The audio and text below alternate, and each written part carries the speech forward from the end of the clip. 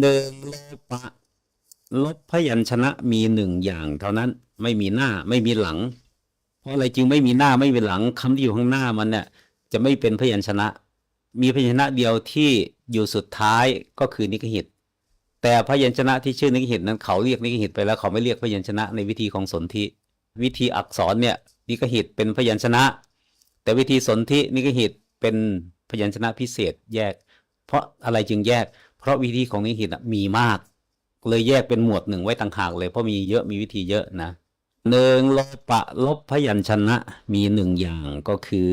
เมื่อลบสระหลังจากนิกหิตหลังจากนิกหิตให้ลบสระก่อนเมื่อลบสระแล้วลบพยัญชนะที่ซ้อนกันถ้าพยัญชนะไม่ซ้อนกันไม่ลบพยัญชนะที่ซ้อนกันต่างกันก็ไม่ลบต้องซ้อนแล้วเหมือนกันจึงจะลบดูตัวอย่างเอวังสะมาจากศัพท์เดิมคือเอวังอัสสะ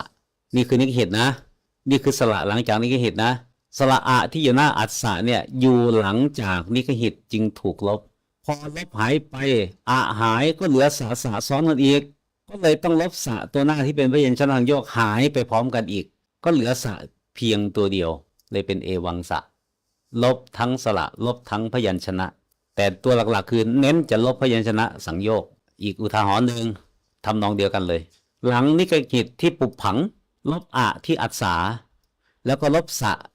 พยัญชนะซ้อนสองตัวเหมือนกันอีกหนึ่งตัวก็เลยเหลือเพียงปุบผังสา